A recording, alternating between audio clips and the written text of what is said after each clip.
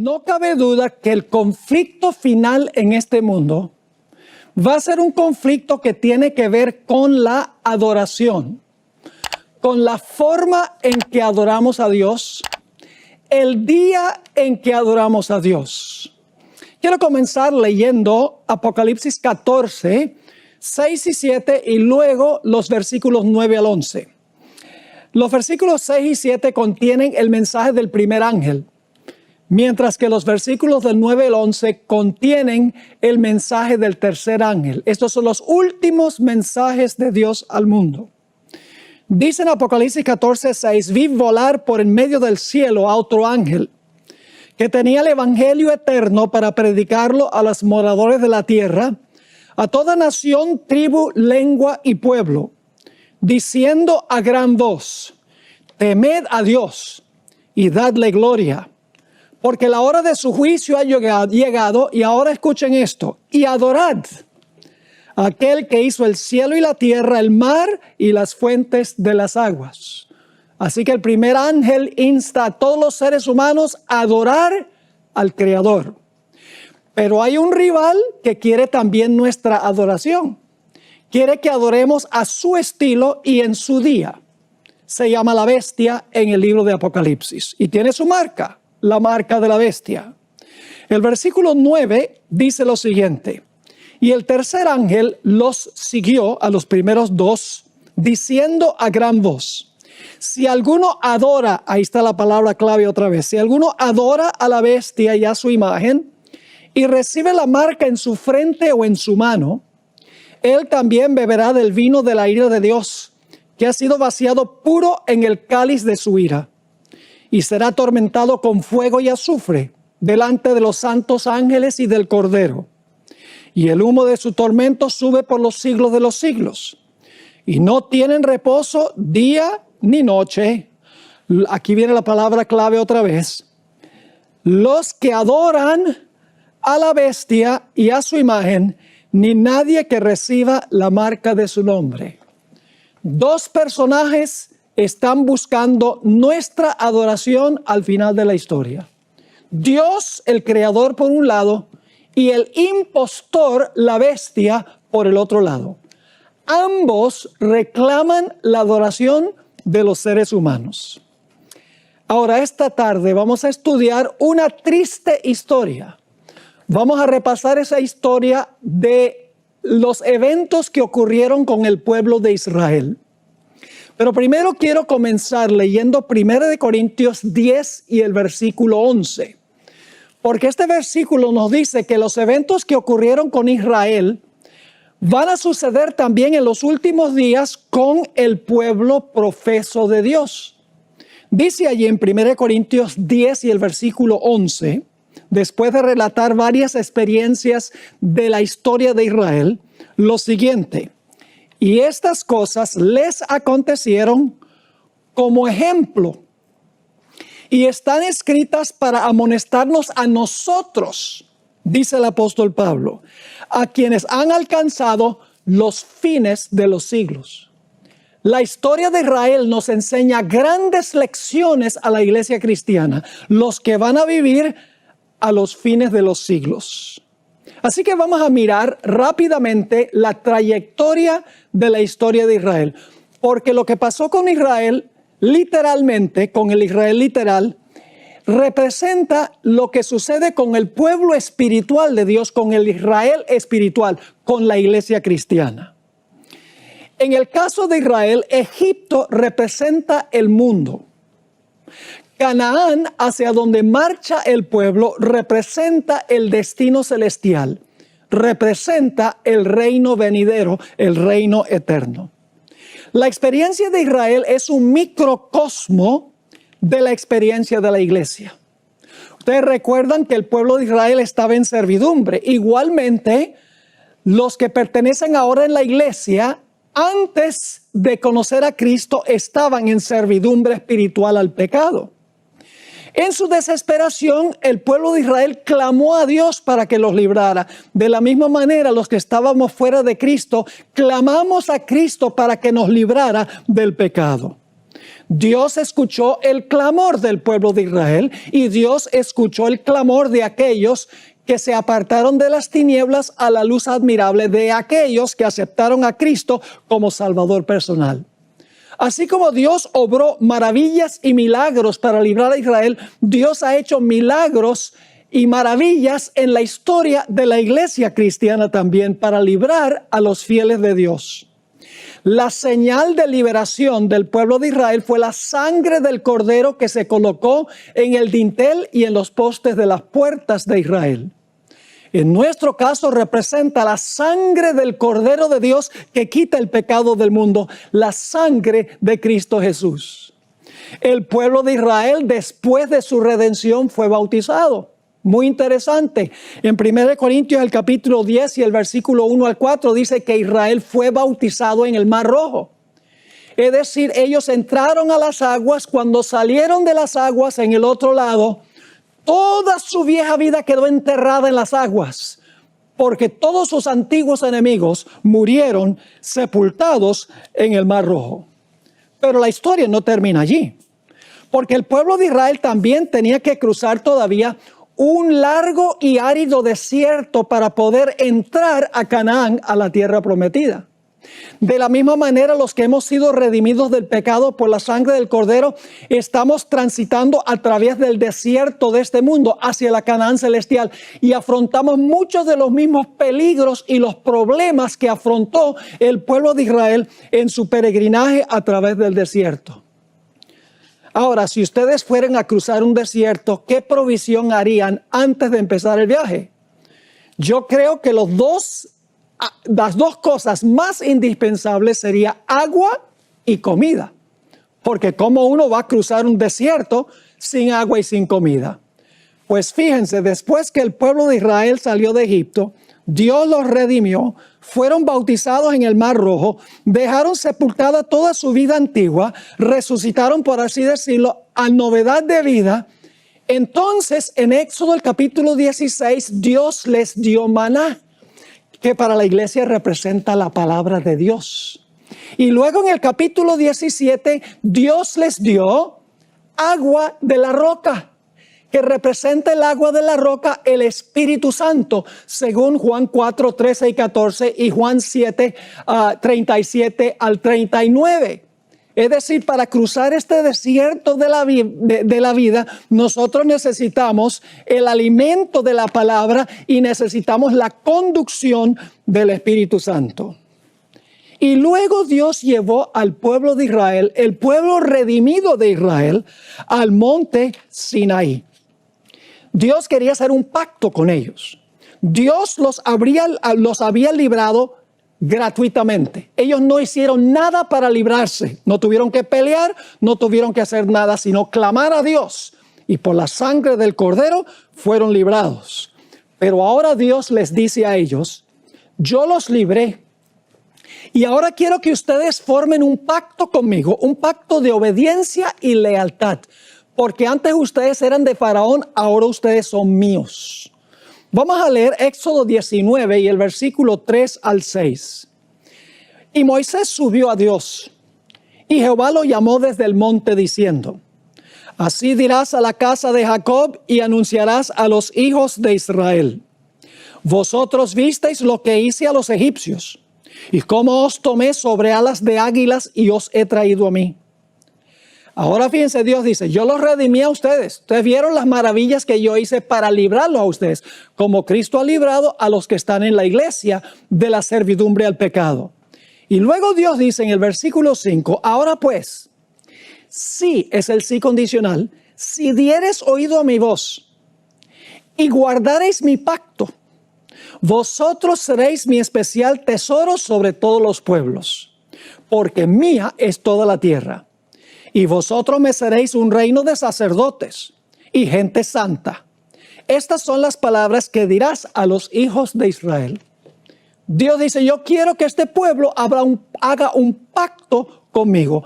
Un pacto de oír mi voz y de guardar mi pacto. Así que ahora Moisés le entrega el mensaje de Dios al pueblo de Israel. Noten Éxodo 19, 7 y 8. Entonces vino Moisés y llamó a los ancianos del pueblo y expuso en presencia de ellos todas estas palabras que Jehová le había mandado. ¿Y cómo respondió el pueblo? Versículo 8. Y todo el pueblo respondió a una y dijeron: todo lo que Jehová ha dicho, haremos. Dios hizo la oferta, el pueblo dice: aceptamos la oferta. Y ahora Moisés le lleva las palabras a Dios del pueblo. Dice en Éxodo 19 y el versículo 8: y todo el pueblo respondió a una y dijeron: todo lo que Jehová ha dicho haremos. Y ahora escuchen bien. Y Moisés refirió a Jehová las palabras del pueblo. Es decir, el pacto ahora estaba completo. Dios había ofrecido el pacto a condición de oír su voz y guardar su pacto. Y el pueblo había dicho: aceptamos eso, aceptamos oír tu voz y aceptamos obedecerte. En realidad, el pacto en el Sinaí fue un pacto matrimonial entre Dios e Israel.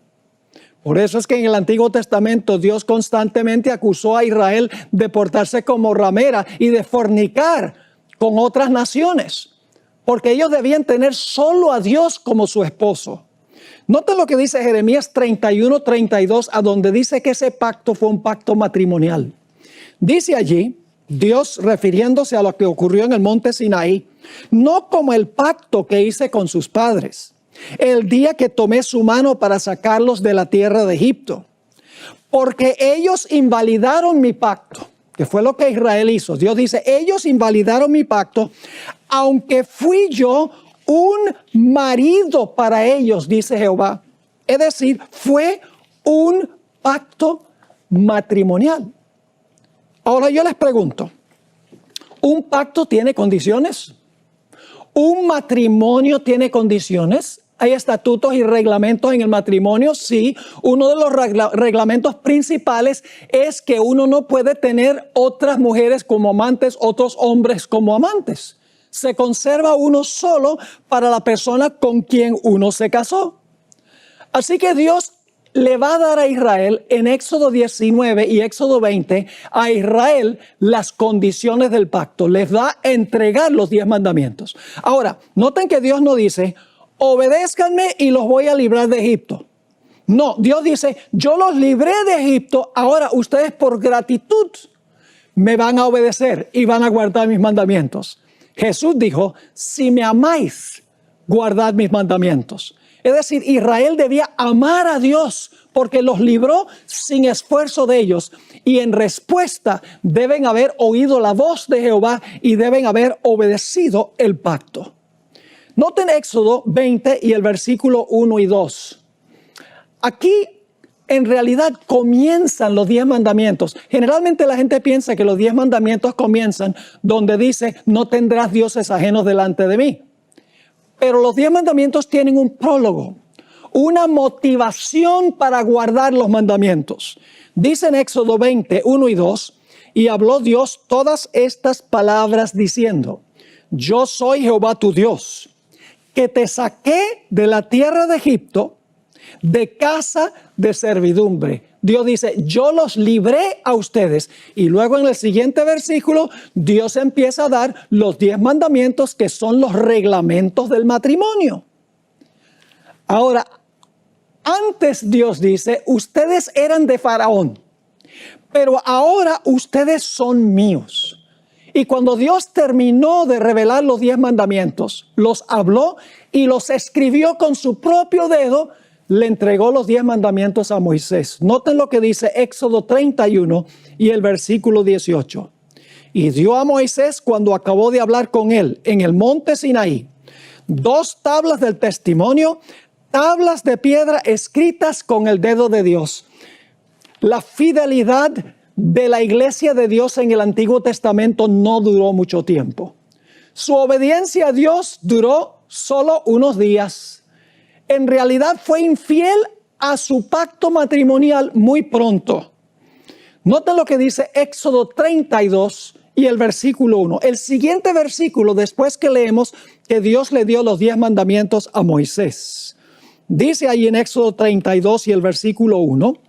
Viendo el pueblo que Moisés tardaba en descender, como la segunda venida de Jesús ha tardado más de lo que nosotros pensamos, dice, viendo el pueblo que Moisés tardaba en descender del monte, se acercaron entonces a Aarón y dijeron, levántate, haznos dioses. Ahora escuchen bien, la palabra Elohim se traduce dioses y también Dios. El plural aparece muy a menudo como singular. Por ejemplo, en Génesis 1:1, en el principio creó Dios. La palabra es Elohim, la misma palabra que está aquí. Así que mejor es decir que la gente estaba diciendo, haznos Dios, que vaya delante de nosotros. Y ahora fíjense qué despectivos eran con su líder.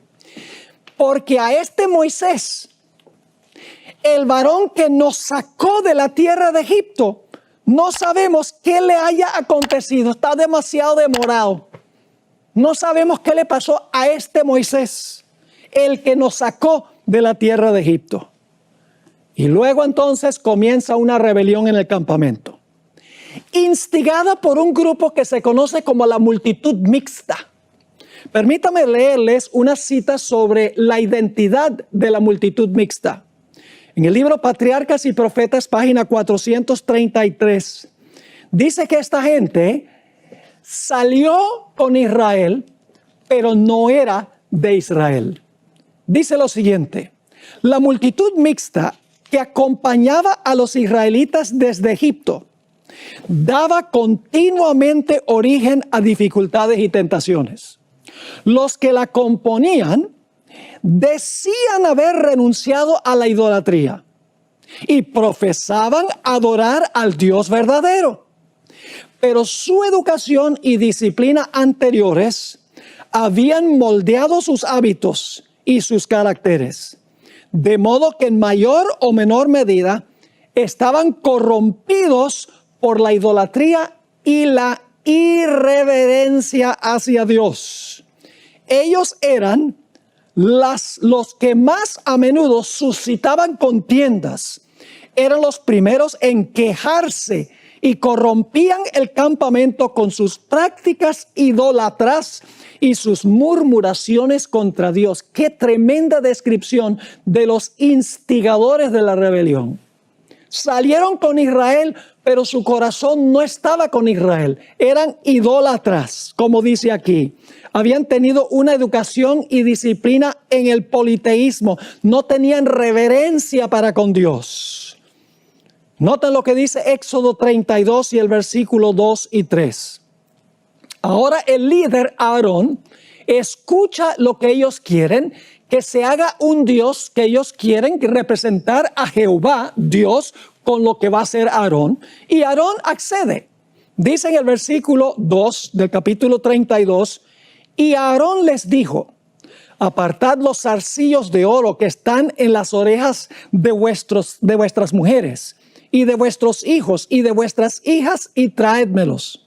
Entonces todo el pueblo apartó los zarcillos de oro que tenían en sus orejas y los trajeron a Aarón. Ahora escúcheme bien, no trajeron todos los que tenían. Vamos a ver al final de la historia que le quedaron muchos zarcillos y muchos collares, pero trajeron algo para que se fundieran para hacer el becerro de oro. Noten el versículo 4. Hablando de Aarón dice, y él los tomó de las manos de ellos y le dio forma con buril e hizo de ello un becerro de fundición. Entonces dijeron, Israel, estos son tus dioses. Ahora dice dioses, pero una mejor traducción es, este es tu Dios que te sacó de la tierra de Egipto. Elena White hizo un comentario muy interesante en la Review and Herald, septiembre 6 de 1906, sobre este versículo donde dice, estos son tus dioses que te sacaron. La hermana White identificó que ellos lo que querían era representar a Dios con el becerro, no dioses paganos, el Dios de Israel. Dice la cita así, el resultado de su murmuración e incredulidad fue que Aarón les hizo un becerro de oro, ahora escuchen bien, para representar a Dios. Esa palabra Dios tiene mayúscula inicial. Ellos no querían que ese becerro representara a los dioses de Egipto, sino a Jehová, el Dios verdadero. Sigue escribiendo. Él proclamó que este ídolo era Dios. Aarón dijo que el ídolo era Dios, no dioses, Dios. Y la hermana White nuevamente pone la palabra Dios con mayúscula inicial. Y luego dice, y así se suscitó gran entusiasmo sobre este falso Dios. Y ahí la palabra Dios está con minúscula. Es decir, ellos querían que se hiciera un becerro de oro para representar a Dios, no dioses, sino el verdadero Dios. Noten lo que dice el versículo 5 y 6. Ahora ellos van a celebrar un culto. Algunos creen que lo que hicieron al pie del Sinaí, la fiesta que tuvieron, fue una fiesta secular. No. Fue un culto de adoración que le estaban ofreciendo a Dios. Dice en Éxodo 32, 5 y 6. Y viendo esto a Aarón, edificó un altar delante del becerro. Y pregonó a Aarón y dijo, mañana será fiesta para Jehová. Así que levantan un altar. Dice, mañana va a ser la fiesta para Jehová. Versículo 6. Y al día siguiente madrugaron y ofrecieron holocaustos. Fíjate, este es un culto. Ofrecieron holocaustos y presentaron ofrendas de paz. Y se sentó el pueblo a comer y a beber y se levantó a regocijarse. Y entonces Dios ahora sabe lo que está pasando y Dios está con Moisés allá en el monte, y Dios ahora le va a decir algo muy interesante a Moisés. En el versículo 7 dice lo siguiente.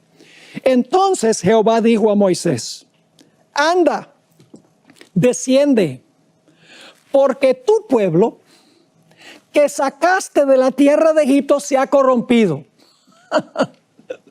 La gente había dicho, ¿dónde está este Moisés, el que nos sacó de la tierra de Egipto? Ahora Dios escuchó eso y dice, mira, lo que está haciendo tu pueblo, que tú sacaste de Egipto. Mis hermanos y hermanas, el pacto quedó anulado allí en el monte Sinaí. Voy a leerles varias citas del libro Patriarcas y Profetas. En la página 328, la hermana White escribió, el pacto de Dios con su pueblo había sido anulado. En otra cita, página 329, ella escribió, Dios había dado a entender que rechazaba a su pueblo. La palabra en inglés no es rechazada, es la palabra disowned, que significa, este pueblo ya no es mío.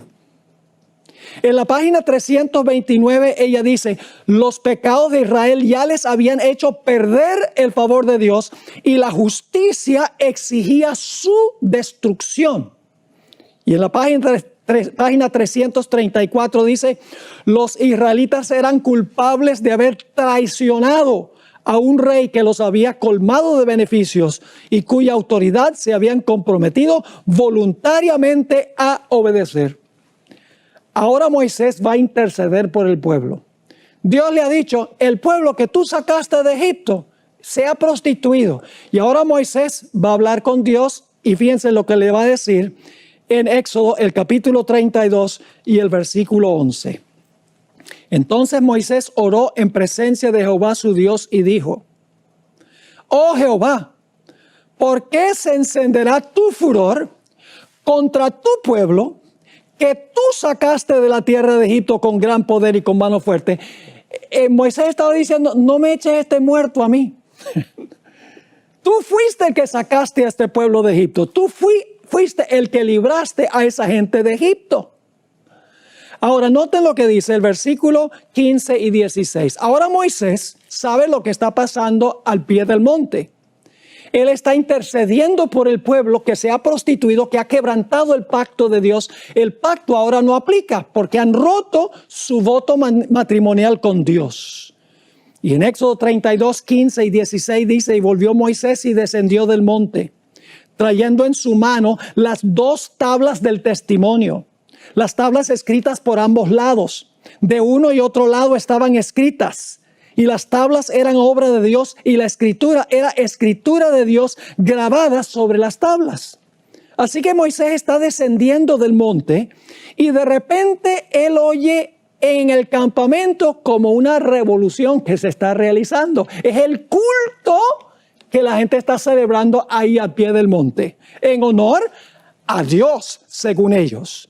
En Éxodo 32, 17 al 19 dice: cuando oyó Josué el clamor del pueblo que gritaba, dijo a Moisés: alarido de pelea hay en el campamento, es decir, en el campamento hay una guerra.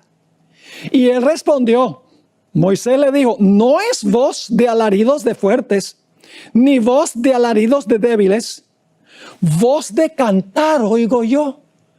La gente estaba cantando. ¿Qué clase de música? Ya lo vamos a ver. Y aconteció que cuando él llegó al campamento y vio el becerro y las danzas, están cantando y bailando en el culto. Dice, ardió la ira de Moisés y arrojó las tablas de sus manos y las quebró al pie del monte. De esa manera estaba indicando de que el pacto había sido roto y quebrado. En Patriarcas y Profetas, página 331, la sierva del Señor escribió: al acercarse al campamento, vieron al pueblo que gritaba y bailaba alrededor de su ídolo. Era una escena de libertinaje pagano, una imitación de las fiestas idólatras de Egipto. Y ahora escuchen esto: pero cuán distinta era del solemne y reverente culto a Dios. ¿Cómo es el culto que Dios acepta? Un culto solemne y ¿qué? Reverente, según dice aquí. Así que Moisés ahora se llena de ira santa. Todo lo que Dios había hecho por ellos. Y dice en Éxodo 32 y el versículo 19 y 20, y aconteció que cuando él llegó al campamento y vio el becerro y las danzas, ardió la ira de Moisés y arrojó las tablas de sus manos y las quebró al pie del monte. La sierva del Señor escribió en la página 331 de Patriarcas y Profetas para demostrar cuánto aborrecía este crimen. Arrojó al suelo las tablas de piedra que se quebraron a la vista del pueblo, dando a entender en esta forma que así como ellos habían roto su pacto con Dios, así también Dios había roto su pacto con ellos. Ahora hablemos por unos momentos sobre el líder espiritual que había dejado Moisés allí con el pueblo cuando Moisés ascendió al monte. Aarón debería haberse parado y haber dicho: esto está mal, romper los votos matrimoniales. Pero era un líder débil, quería ser políticamente correcto, no estaba dispuesto de pararse en favor de la verdad. En Éxodo 32 y el versículo 21 al 24 dice: y dijo Moisés a Aarón: ¿qué te ha hecho este pueblo, que has traído sobre él tan gran pecado? Y ahora fíjense lo que va a decir Aarón. Y respondió Aarón: no se enoje, mi señor. Tú conoces al pueblo que se ha inclinado al mal, le está echando la culpa al pueblo, pero él era el líder. Él debería haber tomado medidas para hacer lo que Dios quería que hiciera. Sigue diciendo en el versículo 23, porque me dijeron: haznos dioses que vayan delante de nosotros. Porque a este Moisés, el varón que nos sacó de la tierra de Egipto, no sabemos qué le haya acontecido. Y ahora va a añadir a la debilidad la mentira. Y yo le respondí: ¿quién tiene oro? Apartadlo. Y me lo dieron y lo eché en el fuego y salió este becerro. Es decir, eché el oro al fuego y el becerro salió saltando del fuego. No había sido así. Dice que lo formó con buril. Quiero leerles ahora unas citas del Espíritu Profecía sobre el carácter de Aarón. Moisés era un hombre que se paraba en pro de la verdad. No titubeaba. Aunque lo quisieran apedrear, él hacía lo que era correcto. No así con Aarón. Dice en Patriarcas y Profetas, página 327, Aarón reconvino débilmente al pueblo, y su vacilación y timidez en el momento crítico solo sirvieron para hacerlos más decididos en su propósito. Aarón temió por su propia seguridad y en vez de ponerse noblemente de parte del honor de Dios, cedió a las demandas de la multitud, lo que el pueblo quería. La gente admiró la gentileza y la paciencia de Aarón, pero ni Moisés ni Dios lo vieron así. En Testimonios para la Iglesia, tomo 4, páginas 514 y 515, agrega esto en cuanto a Aarón.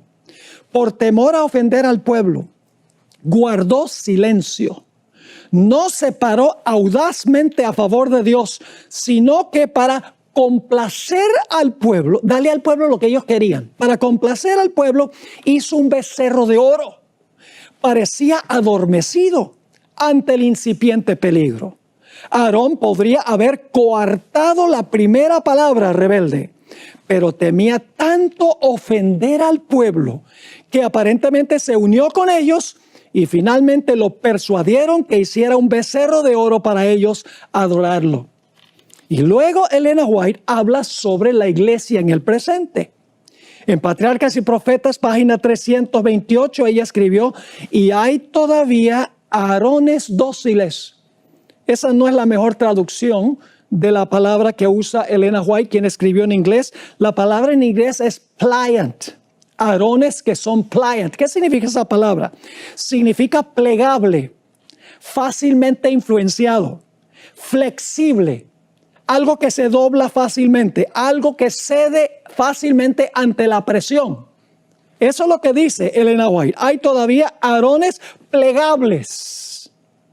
Sigue escribiendo que mientras desempeñan cargos de autoridad en la iglesia, ceden a los deseos de los miembros no consagrados y así los incitan al pecado. ¡Wow! Una última cita sobre el carácter de Aarón, Patriarcas y Profetas, página 333.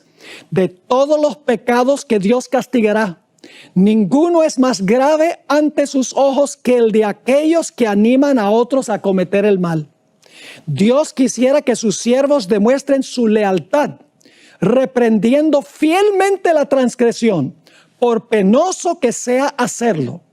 Aquellos que han recibido el honor de un mandato divino no han de ser débiles y dóciles contemporizadores. No han de perseguir la exaltación propia ni evitar los deberes desagradables, sino que deben realizar la obra de Dios con una fidelidad inflexible. Esa es la clase de líder que Dios está buscando. No el líder que se deja llevar por la corriente de lo que la gente quiere. Elena White nos dice que inclusive algunos que se pararon en favor de la verdad perdieron sus vidas. Patriarcas y Profetas, página 327. Algunos permanecieron fieles a su pacto con Dios, pero la mayor parte del pueblo, no la minoría, la mayoría, se unió a la apostasía. Unos pocos que osaron denunciar la propuesta imagen como idolatría, fueron atacados y maltratados, y en la confusión y alboroto perdieron finalmente la vida.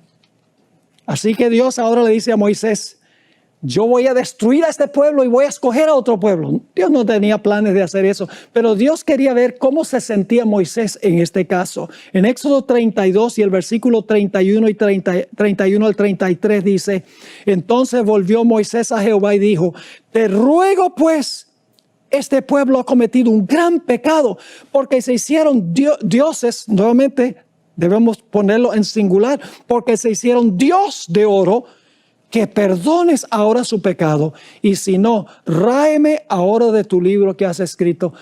Dijo Moisés, mira, si tú no puedes salvar a este pueblo, entonces que perezca yo. La misma actitud que tuvo Jesús. Jesús dijo, estoy dispuesto de morir y sufrir la pérdida eterna con tal de salvar a mi pueblo. Ahora, ¿cómo debía mostrar el pueblo su humildad ante la reprensión de Dios? Éxodo 33 y el versículo 1 al 6 nos dice qué es lo que Dios recomendó que se hiciera o mandó que se hiciera. Dice allí en el versículo 1, Jehová dijo a Moisés, anda, sube de aquí, tú y el pueblo que sacaste. Todavía Dios está un poquito, podríamos decir, enfogonado. Dice, y el pueblo que sacaste de la tierra de Egipto, a la tierra de la cual juré a Abraham, Isaac y Jacob, diciendo, a tu descendencia la daré, y yo enviaré delante de ti el ángel y echaré fuera al cananeo, al amorreo, al eteo, al fereceo, al heveo y al jebuseo, a la tierra que fluye leche y miel. Y ahora Dios les dice a ellos, pero yo no subiré en medio de ti. Es decir, Dios dice, yo no voy a ir con ustedes, porque eres pueblo de dura cerviz, no sea que te consuma en el camino. Y oyendo el pueblo esta mala noticia, que Dios no iba a ir con ellos, vistieron luto y ninguno se puso sus atavíos, ninguno se puso sus joyas. La palabra atavío se refiere a joyas, porque Jehová había dicho a Moisés, fíjese que no se quitaron las joyas porque ellos se les ocurrió la idea, sino porque Dios lo mandó como señal de que ahora iban a ser fieles a Dios, porque Jehová había dicho a Moisés, di a los hijos de Israel, vosotros sois pueblo de dura cerviz. En un momento subiré en medio de ti y te consumiré. Quítate pues ahora tus atavíos, para que yo sepa lo que te he de hacer.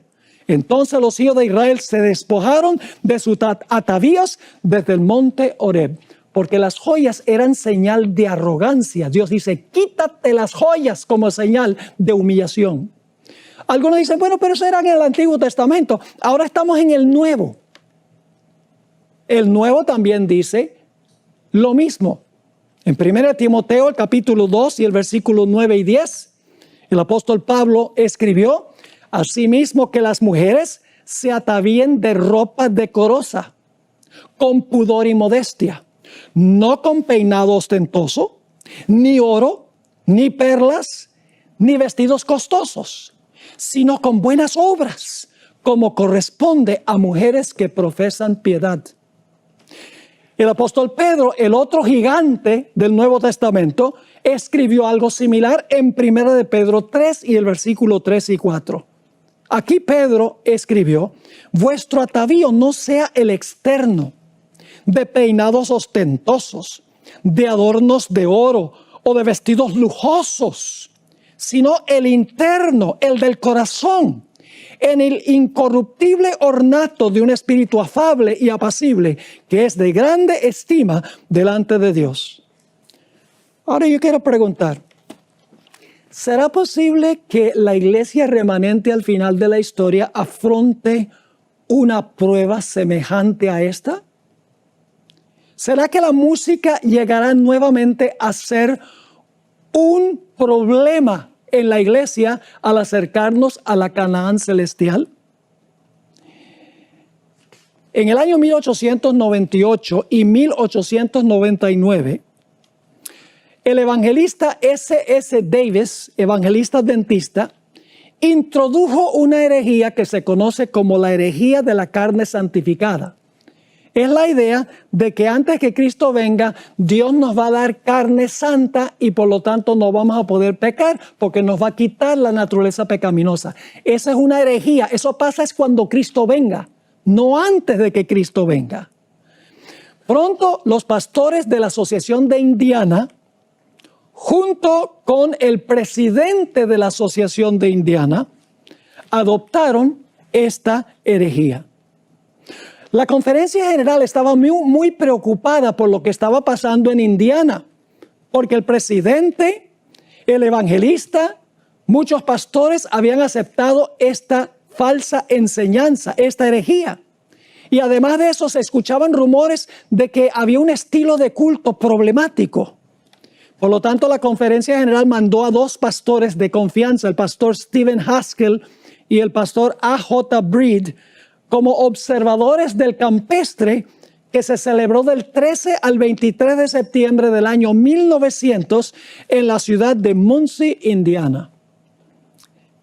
10 días después, el 10 de octubre del año 1900, el pastor Haskell le escribió a la hermana White sobre el estilo de adoración, específicamente la música y los instrumentos que se usaron. Escribió lo siguiente: había un tambor grande, 2 tamboriles, una viola, 2 violines, una flauta y 2 trompetas que se unieron a un órgano y unas pocas voces. Usan el himnario Garden of Spices, que era un himnario pentecostal usándose en un campestre adventista. Y luego viene esta declaración: y tocan piezas bailables con letra sagrada. ¿Qué estaba pasando en ese campestre? Estaban tocando con esos instrumentos piezas bailables con letra sagrada, entremezclando lo santo con lo común. Ahora, la hermana White explicó que poco antes de cerrarse la puerta de la gracia, otra vez va a surgir en la iglesia adventista este problema. Voy a leerles un par de citas que encontramos. Estas citas están en Mensajes Selectos, tomo 2, empezando en la página 36 en adelante. Escribió ella sobre esta experiencia en Indiana. No resumiré toda la historia porque es demasiado penosa. Pero en enero pasado, el Señor me mostró que en nuestras reuniones de reavivamiento se introducirían teorías y métodos erróneos y que se repetiría la historia pasada. Me sentí angustiada, dice la hermana White. Se me instruyó para que dijera que en esas demostraciones estaban presentes demonios en forma humana que trabajaban con todo el ingenio que Satanás puede emplear para hacer que la verdad resultase ociosa para las personas sensibles. Y debía decir además que el enemigo estaba tratando de disponer las cosas de tal modo que las reuniones de reavivamiento, que han sido el medio de presentar la verdad del tercer ángel ante las multitudes, lleguen a perder su fuerza y su influencia. Y luego viene esta cita. La hermana White está escribiendo al pastor Haskell en respuesta a la carta que él envió sobre lo que había visto en ese campestre. Dice la hermana White: esas mismas cosas que habéis explicado que ocurrían en Indiana, el Señor me ha mostrado que volverían a ocurrir justamente antes de la terminación del tiempo de gracia. En la iglesia se manifestará toda clase de cosas extrañas. Habrá vocerío, acompañado de tambores, música y danza.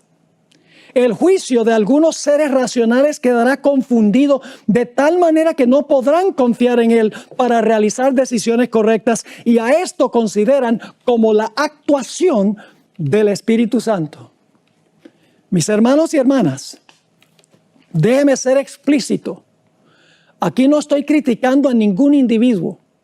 Sencillamente estoy advirtiendo sobre lo que dijo Elena White que iba a suceder al final de la historia. Lo dijo por inspiración, porque sus escritos son inspirados. Hermanos, la música rock, disco, reggaetón, jazz, hip hop, techno, salsa, merengue, rumba, mambo, y puedo continuar mencionando todos los matices musicales, fueron creados para el mundo secular, para el mundo. Esos matices musicales no fueron creados para el culto, para la iglesia. Y cuando adoptamos esas clases de música, ese estilo de música, lo incorporamos a la iglesia y le ponemos palabras sagradas. Es mezclar lo santo con lo común, que veremos mañana. Es inaceptable ante Dios. Ahora, algunas personas han minimizado lo que pasó en el campestre de Indiana. Y dicen que lo único que criticó Elena G. White fue la falsa enseñanza que se estaba enseñando allá. Que no era el estilo de la música ni el estilo del culto lo que ella criticó. Pero nada de esto, mis hermanos y hermanas, es cierto. Sus comentarios revelan con absoluta claridad que ella no solo se opuso a la falsa teología de la carne santificada, sino que se opuso también al estilo de culto y a la música que se usó allí. Los comentarios de Elena White sobre este campestre se encuentran en Mensajes Selectos, tomo 2, página 36 a la página 45. Si ustedes leen esas páginas, van a encontrar los siguientes puntos principales. Y luego voy a leer algunas citas del Espíritu de Profecía que corroboran los puntos principales que voy a mencionar. Elena White escribió que Satanás usó este estilo de culto para desviar a la gente de la verdad presente y para lograr que el mensaje del tercer ángel perdiera su fuerza y su influencia. También escribió que el Espíritu Santo nunca se manifiesta en ese estilo de culto. Escribió que ese estilo de culto no se necesita para convertir a las almas. Dijo que ese estilo de culto se iba a ver de nuevo, como notamos, en las reuniones de reavivamiento de la iglesia adventista, justamente antes de cerrarse la puerta de la gracia. También escribió que no se debería estimular esta clase de culto. La hermana White no solo criticó la falsa teología que se estaba enseñando, la hermana White también criticó severamente el estilo de culto y específicamente la música que se usó en ese culto. Permítame ahora leerles citas de Elena White que corroboran todos los puntos que acabo de mencionar. Estoy leyendo de esas páginas, página 36 a la página 45, escogiendo algunas partes. Escribió Elena White: el Espíritu Santo nunca se manifiesta en esta forma, mediante ese ruido desconcertante. Esto constituye una invención de Satanás para ocultar sus ingeniosos métodos destinados a tornar ineficaz la pura, sincera, elevadora, ennoblecedora y santificadora verdad para este tiempo. Es mejor no mezclar nunca el culto de Dios con música. Ahora escuchen bien, tiene que ver con la música. Es mejor no mezclar nunca el culto de Dios con música que utilizar instrumentos musicales para realizar la obra que en enero pasado se me mostró que tendría lugar en nuestras reuniones de reavivamiento. Dice que el problema era con la música y la forma como se usaron los instrumentos musicales. Sigue escribiendo: la verdad para este tiempo no necesita nada de eso para convertir a las almas. A veces se usa el argumento, bueno, hay que darle a la gente la música que le gusta. Pero lo que convierte al alma, mis hermanos y hermanas, es la palabra de Dios. La música apoya el mensaje de la palabra de Dios. Así que dice ella, el ruido desconcertante aturde los sentidos y desnaturaliza aquello que, si se condujera en la forma de vida, fíjense que tiene que ver con la forma, si se condujera en la forma de vida, constituiría una bendición. El influjo de los instrumentos satánicos, hay un problema de traducción aquí, no voy a entrar en eso. Los instrumentos satánicos no son instrumentos musicales, son seres humanos que usan los instrumentos. Pero dice ella, el influjo de instrumentos satánicos se une con el estrépito y el vocerío, con lo cual resulta un carnaval. Y a esto se lo denomina la obra del Espíritu Santo. Escribió, no debería estimularse esta clase de culto. No es la herejía, es la clase de culto. Escribió también, no resumiré toda la historia porque es demasiado penosa. Pero en enero pasado el Señor me mostró que en nuestras reuniones de reavivamiento se introducirían teorías y métodos erróneos y que se repetiría la historia pasada. Me sentí angustiada. Se me instruyó para que dijera que en esas demostraciones estaban presentes demonios en forma humana, que trabajaban con todo el ingenio que Satanás puede emplear para hacer que la verdad resultase odiosa para las personas sensibles. Y luego sigue escribiendo, debía decir además que el enemigo estaba tratando de disponer las cosas de tal modo que las reuniones de reavivamiento, que han sido el medio de presentar la verdad del tercer ángel ante las multitudes, lleguen a perder su fuerza y su influencia. El propósito de Satanás era usar la música para que la gente no tuviera interés en el mensaje del tercer ángel, en el mensaje de la verdad presente, porque el culto se debe centrar en el mensaje. La música apoya el mensaje, no el mensaje a la música. Sigue escribiendo Elena White. El Espíritu Santo no tiene nada que ver con ese desorden perturbador y esa baraúnda significa desorden, que me fueron mostrados en enero pasado. Satanás trabaja en medio del estruendo y de la confusión producida, escuchen eso, por esta clase de música. No la teología, la música, la cual, si fuera dirigida debidamente, serviría para alabar y glorificar a Dios. El diablo hace que tenga el mismo efecto que la mordedura ponzoñosa de la serpiente. Un día estaba yo presentando un tema sobre la música y vino una persona y me dijo, pero pastor, usted está equivocado cuando dice que el sermón debe ser el centro del culto. Y yo le dije, pero ¿cómo es que estoy errado por decir que el sermón debe ser el centro del culto? Me dijo, si usted mira todas las escenas de adoración en el libro de Apocalipsis, va a encontrar que en esas escenas de adoración no hay ni un solo sermón, es pura alabanza. Por esa razón es que en algunas iglesias se va muchísimo tiempo en la alabanza y luego queda nada más un cortico tiempo para el sermón. Y no lo digo porque me lo dijeron, sino porque soy predicador y tengo esa experiencia. He ido a iglesias a donde se dedica 1 hora a la alabanza y después dicen, pastor, tiene 15 minutos para predicar el sermón. Eso es poner la carreta antes que el caballo, mis hermanos y hermanas. Porque el culto debe centrarse en el sermón. Por eso es que tradicionalmente el púlpito ha estado en el centro de la plataforma. La Iglesia Católica es el altar, porque la teología católica dice que el centro del culto es la misa o la Eucaristía. En muchas iglesias protestantes hoy en día no tienen ni púlpito ni altar, tienen un escenario grande. Están diciendo que ahí el entretenimiento es lo central. Pero en la iglesia adventista el púlpito está en el centro porque la predicación de la palabra es central en el culto adventista. Y entonces yo le miré y le dije, sí hay sermón. Me dijo, muéstramelo. Yo no veo ningún sermón. En Apocalipsis 4, Apocalipsis 5, Apocalipsis 19, Apocalipsis 7, hay escenas de adoración y nunca hay un sermón. Yo le dije, el problema es que no te has fijado cuidadosamente en esas escenas de adoración. Le dije, ¿tú has visto por qué están cantando esos grupos en los diferentes capítulos? Me dijo, no, sencillamente están cantando. Yo le dije, no están sencillamente cantando.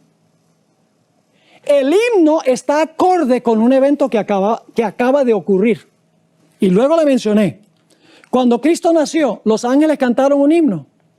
Claro que cantaron un himno. Cantaron un